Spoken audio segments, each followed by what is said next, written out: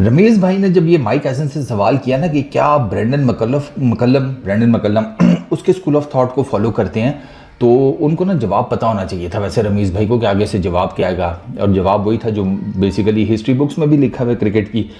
Brendon मकल्लम का जो school of thought है ना क्रिकेट का, वो बेसिकली ब्रेंडन मकल्लम का नहीं था, वो आधा पौना सा तो ब्रेंडन मकल्लम का था, लेकिन उसको सीमेंट करने वाला ये माइक हैसन था।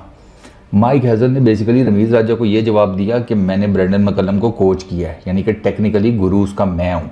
जो ये बेसबॉल की क्रिकेट उसने इंग्लैंड के अंदर इंडक्ट कर दिया है, इंग्लैंड की क्रिकेट टीम का सारा थॉट प्रोसेस चेंज कर दिया है, attacking cricket and all that stuff.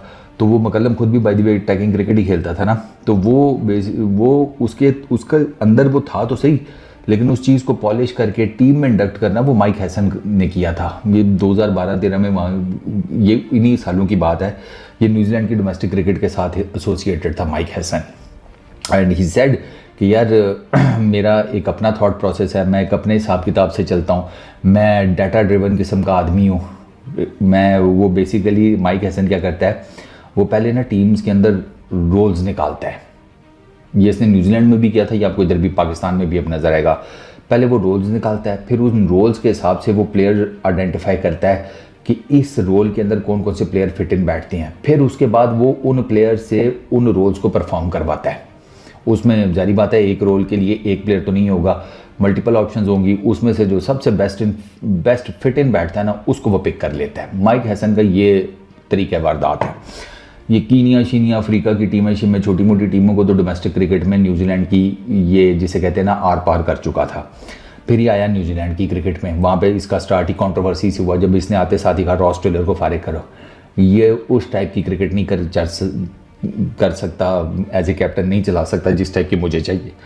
Ross Taylor को फारिग कर दिया इसने। अच्छा जी अब किसको बनाए, इसने कहा ब्रेंडन मकल्लम को बना दिया। और फिर उसके बाद न्यूजीलैंड की टीम का आवे ही सारे का सारा चेंज हो गया। फिर उन्होंने वो वर्ल्ड कप में फाइनल में आ रहे हैं, सेमीफाइनल्स मतलब नॉकआउट स्टेजेस में ऑलमोस्ट हर टूर्नामेंट की आ रही है, टेस्ट क्रिकेट में बेहतरीन परफॉर्म कर रहे हैं। इंग्लैंड को तो बेसबॉल क्रिकेट का अभी तक WTC में उस लेवल का फ़ायदा नहीं हुआ जिस लेवल का वो एक्सपेक्ट करते हैं, मतलब वो फाइनलिस्ट अभी तक नहीं बने। न्यूजीलैंड तो उस फ्रेम ऑफ माइंड के साथ एक मरतबा WTC का फाइनल भी खेल चुका है। तो ठीक है, तो न्यूजीलैंड को ना वो बेसिकली ज़्यादा, क्योंकि माइक हैसन खुद मौजूद था ना, तो वो ज़्यादा उस चीज़ ने ना फ़ायदा दिया। तो अब वही सारे का सारा माइक हैसन का थॉट प्रोसेस आपको इस्लामाबाद यूनाइटेड में नज़र आता है, वही थॉट प्रोसेस आपको नज़र आता है पाकिस्तान की क्रिकेट टीम में। अगर आपने पाकिस्तान और बांग्लादेश की सीरीज़ देखी है ना क्लोजली, तो आपको आइडिया होगा कि यहाँ पर चल क्या रहा है। आप ओपनर्स का हिसाब किताब देखें, उसके बाद आप अपना मिडल ऑर्डर देखें, लोअर मिडल ऑर्डर देखें, ऑलराउंडर्स देखें, स्पिनर्स को चेक करें, पेसर्स को देखें, तो आपको ना एक सिंक्रोनाइजेशन नज़र आएगी। आपको डिफरेंट रोल्स नज़र आ रही हैं, उन रोल्स के ऊपर परफॉर्म करने वाले भी नज़र आ रहे हैं, दो कि उसमें चीज़ें चेक की जा रही हैं। अब जैसे माइक हैसन ने क्लियर कट बता दिया कि अब उसके लिए तो वो ब्लेसिंग इन डिस्गाइज हो गई कि कोयटा ग्लैडिएटर्स वालों ने हसन नवाज़ को मिडल ऑर्डर में खिलाया।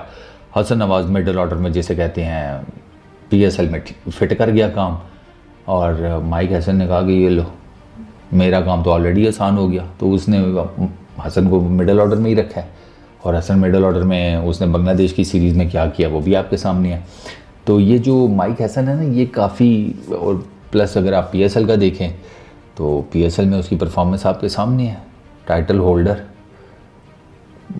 आसान तो नहीं होता ना बात करना। इस सीज़न में तो चलो ठीक है, इस्लामाबाद यूनाइटेड उस तरीके से नहीं परफॉर्म कर सकी, लेकिन ओवरऑल तो इस्लामाबाद यूनाइटेड की अपनी एक वो है तो सही, परफॉर्मेंस से रिलेटेड उनका ग्राफ इतना नीचे नहीं है कि आप कहें कि बिल्कुल ही फारिग किस्म की फ्रेंचाइज़ है।